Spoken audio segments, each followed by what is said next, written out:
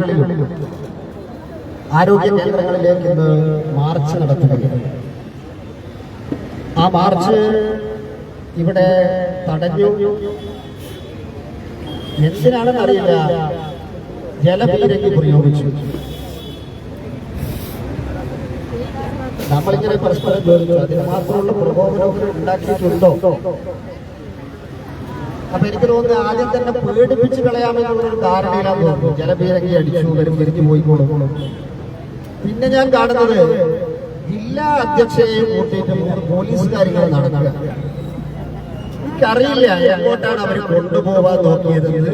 ഒരുപക്ഷെ പുതിയതായിട്ട് വന്ന ഏതെങ്കിലും പോലീസ് ഉദ്യോഗസ്ഥന്മാരുണ്ടെങ്കിൽ അവര് കാസർഗോഡ് BJP എന്താണ് എന്ന് അന്വേഷിക്കുന്നത് നല്ലത് എന്ന് പറയുന്നത്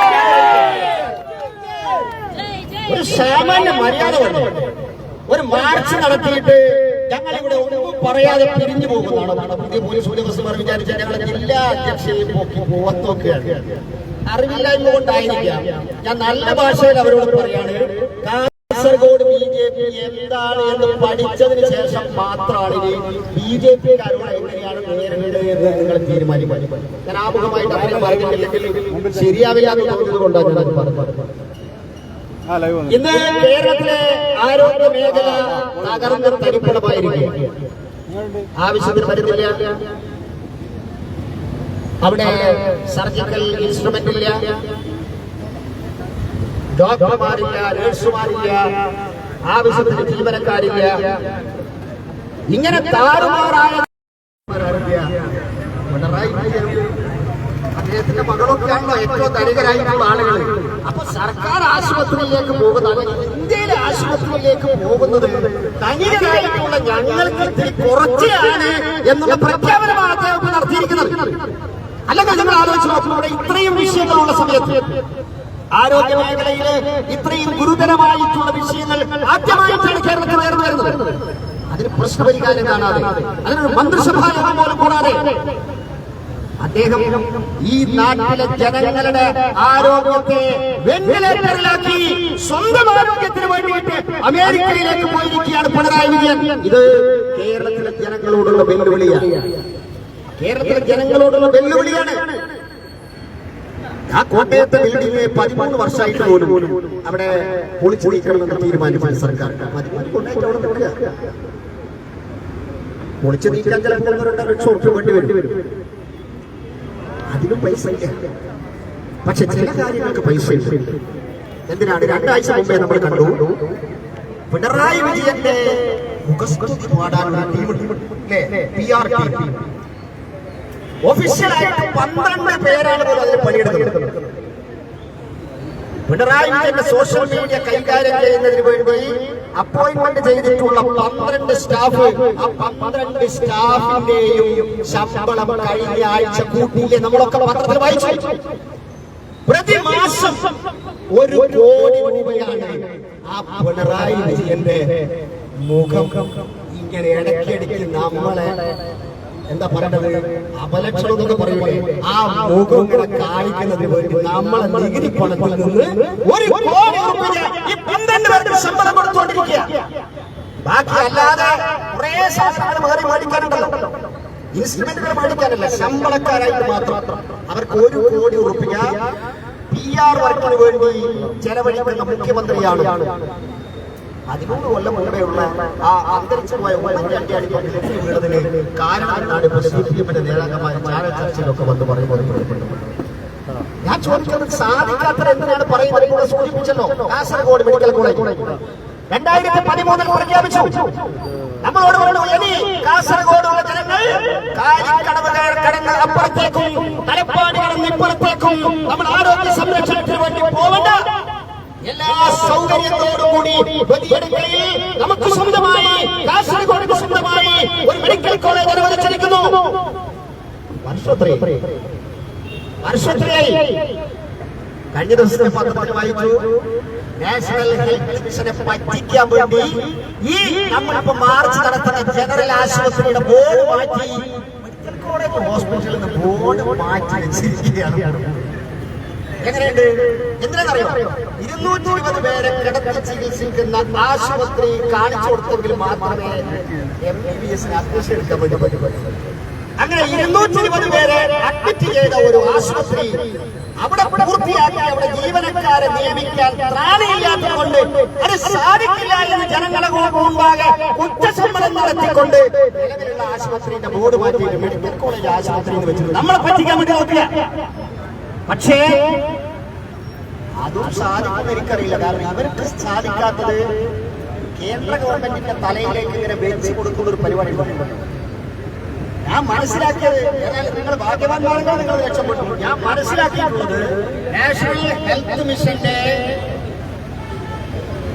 അതിന്റെ നോംസ് പ്രകാരം മാക്സിമം പോയാൽ 25 താഴെ കിലോമീറ്റർ അപ്പുറത്തെ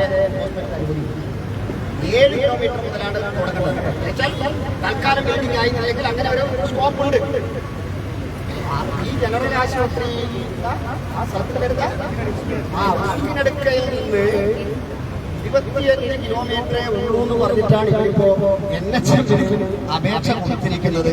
അവരത് കൃത്യമായി പരിശോധിച്ചാൽ മിക്കവാറും NHM ആ പരിധിയിൽ നിന്ന് എടുത്തു കളഞ്ഞാൽ പിന്നെ ഇവർ രക്ഷപ്പെട്ടു. എന്താ, ഞങ്ങളെ തീരുമാനിച്ചിട്ട് കേന്ദ്രം നിരസിച്ചതാന്ന് പറയാമോ? അങ്ങനെ ഒരു തന്ത്രമാണോ എന്ന് ഞാൻ സംശയിക്കാണ്. ഏതായാലും 2-3 ദിവസം കൊണ്ട് അതറിയാം. അതിന്റെ റിപ്പോർട്ടുകളൊക്കെ പുറത്തു വന്നുകൊണ്ടിരിക്കുക. നിങ്ങൾ പത്രത്തിൽ വായിക്കുന്നുണ്ടാവും. ഞാൻ ചോദിക്കുന്നത്, ആവാത്ത കാര്യം എന്തിനാണ് പ്രഖ്യാപിക്കുന്നത്? ബഡ്ജറ്റിലെ വലിയ പ്രഖ്യാപനങ്ങളാണ് ആരോഗ്യ മേഖലയിൽ.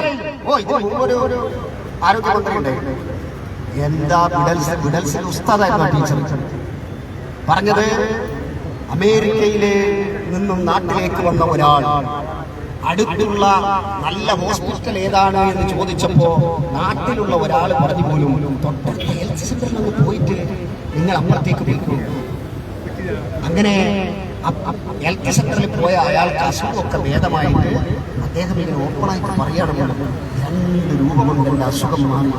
കേരളത്തിലെ ആരോഗ്യരംഗം എത്ര ഉന്നതിയിലാണ് ഇരിക്കുന്നതെന്ന് അദ്ദേഹം പറഞ്ഞു എന്ന് പറഞ്ഞിട്ട് ടീച്ചറുടെ ഒരു ഉണ്ടായിരുന്നു. ഞാൻ ചോദിക്കട്ടെ, നിങ്ങളെയൊക്കെ അനുഭവം എന്താ? കാരണം ഞാനൊരു പൊതുപ്രവർത്തകനായതുകൊണ്ട് കോഴിക്കോട് നിന്ന് എനിക്ക് ഇന്ന് രാവിലെ വിളി വന്നിട്ടുണ്ട്.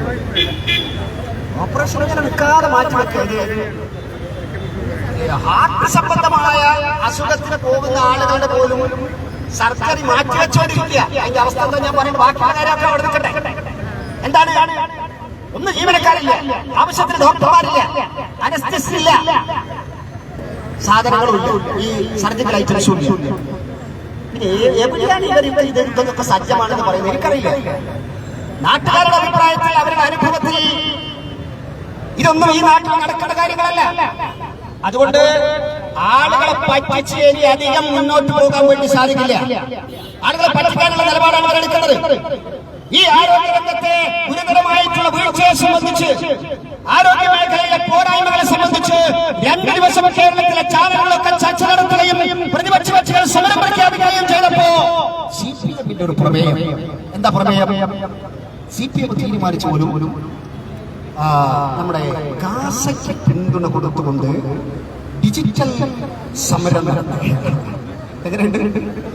നേരത്തെ കമ്പ്യൂട്ടറിനെതിരായിട്ട് ഇന്റർനെറ്റിനെതിരായിട്ടൊക്കെ സമരം ചെയ്ത ആളുകളാണ് ഇവരിപ്പോ രക്ഷപ്പെടാൻ വേണ്ടിയിട്ട്. ഇത്രയും വലിയ ജനരോഷം വന്നപ്പോ ഡിജിറ്റൽ സമരം. പിന്നെ കേരള ഗവർണർ ഭാരതാംബയുടെ ഫോട്ടോ വെച്ചത് കുറച്ചുകൂടെ ശക്തമാക്കിയിട്ട് പ്രചരിപ്പിക്കാൻ അവർ തീരുമാനിച്ചു. ഞാൻ ചോദിക്കട്ടെ, ഒന്നല്ലേ നിങ്ങളൊരു ഭരണകക്ഷിയല്ലേ? ഈ കേരളത്തിലെ രോഗികളെ നട്ടതിരിയുന്ന സമയത്ത്, സമയക്കുറവുകൊണ്ട് കൂട്ടി പറയാനില്ല, ഏത് രംഗത്താണ് നമ്മളെ പുരോഗതി കൈവരിച്ചിരിക്കുന്നത്? നമ്മളെയൊക്കെ ഒരു കുറച്ചു കാലം മുമ്പേ കേരളത്തിലും ഇന്ത്യയിലൊക്കെ ഉണ്ടായിരുന്ന ചില പകർച്ചവ്യാധികളൊക്കെ നമ്മൾ നിർമ്മാർജ്ജനം ചെയ്തു എന്ന് നമ്മൾ അംഗീകരിച്ചവരാണ്. ആ നിർമ്മാർജ്ജനം ചെയ്തു എന്ന് അവകാശപ്പെടുന്ന പകർച്ചവ്യാധികളൊക്കെ അപ്പൊ തിരിച്ചു വരിക. പകർച്ചവ്യാധികൾ പോലെ തിരിച്ചു വരികയാണ്. നേരിടാൻ വേണ്ടി പറ്റുന്നില്ല. രോഗികളുടെ എണ്ണം 1% കൂടുമ്പോ ഔട്ട്പേഷ്യന്റ് വിഭാഗത്തിൽ പോലും ഡോക്ടർമാർക്ക് അവരെ കാണാൻ വേണ്ടി സാധിക്കുന്നില്ല. അത്തരം പരിതാപകരമായിട്ടുള്ള ഒരു സാഹചര്യത്തിലേക്ക് കേരളത്തിലെ ആരോഗ്യ മേഖലയെ തള്ളിവിട്ട് മുഖ്യമന്ത്രി അമേരിക്കയിൽ പോയിരുന്ന് വീണ ജോർജിനെതിരായിട്ടുള്ള സമരം നടത്തുമ്പോ അവരെ പോലീസിനെ ഉപയോഗിച്ച് നേരിടാമെന്നാണ് സർക്കാരിന്റെ തീരുമാനമെങ്കിൽ ഒരൊറ്റ മന്ത്രിമാരും നാളെ വഴിയിലേക്ക് നടക്കില്ല എന്ന്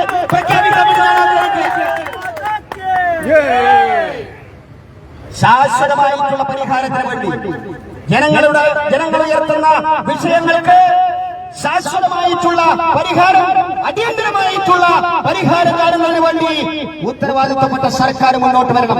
അവിടെ നിങ്ങൾ ഗാസ പറഞ്ഞിട്ടോ ഭാരതാമ്പ പറഞ്ഞിട്ടോ അല്ലെങ്കിൽ മറ്റേതെങ്കിലും വർഗീയ വിഷയം പറഞ്ഞിട്ട് ഇതിൽ നിന്ന് ഒളിച്ചോടാമെന്ന് രക്ഷപ്പെടാമെന്ന് നിങ്ങൾ വ്യാമോഹിക്കുന്നുണ്ടെങ്കിൽ സംശയമില്ല, ഈ കേരളത്തിലെ ജനങ്ങൾ നിങ്ങളെ തെരുവിൽ നേരിടുമെന്നുള്ള കാര്യത്തിൽ യാതൊരു സംശയമില്ല. അത്തരമൊരു വലിയ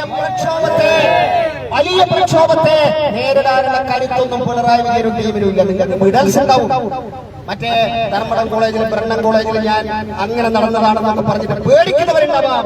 പക്ഷെ കേരളത്തിലെ ജനങ്ങളെ തുനിഞ്ഞിറങ്ങിയാൽ നമ്മൾ കണ്ടല്ലോ, കഴിഞ്ഞ 4-5 തെരഞ്ഞെടുപ്പിൽ പിണറായി വിജയൻ കൈകൊടുത്ത ഒരൊറ്റ സ്ഥാനാർത്ഥിയും നേളം അല്ലേ? പിണറായി വിജയൻ അത്രയും വലിയ ഇമേജ് ഉണ്ടായിരുന്നെങ്കിൽ ഈ സർക്കാരിനായിട്ടുള്ള ജനരോഷം ആളിക്കത്തുകയാണ്. ആ ആളിക്കത്തുന്ന ജനരോഷത്തിലേക്ക് ഇന്ധനമൊഴിക്കുന്ന, അവരെ വെല്ലുവിളിക്കുന്ന സമീപനവുമായി സർക്കാർ മുന്നോട്ട് പോകരുത്. ഇത്തരം ഗുരുതരമായിട്ടുള്ള പ്രശ്നങ്ങൾക്ക് അടിയന്തരമായി പരിഹാരം കാണാൻ തയ്യാറാവണമെന്ന് അഭ്യർത്ഥിച്ചുകൊണ്ട് ഇവിടെ കൂടിയിരിക്കുന്ന ഭാരതീയ ജനതാ പാർട്ടിയുടെ മുഴുവൻ സമരപരന്മാരെയും അഭിവാദ്യം ചെയ്തുകൊണ്ട് ഈ സമരം ഔപചാരികമായി ഉദ്ഘാടനത്തിനായി പ്രഖ്യാപിക്കുന്നു.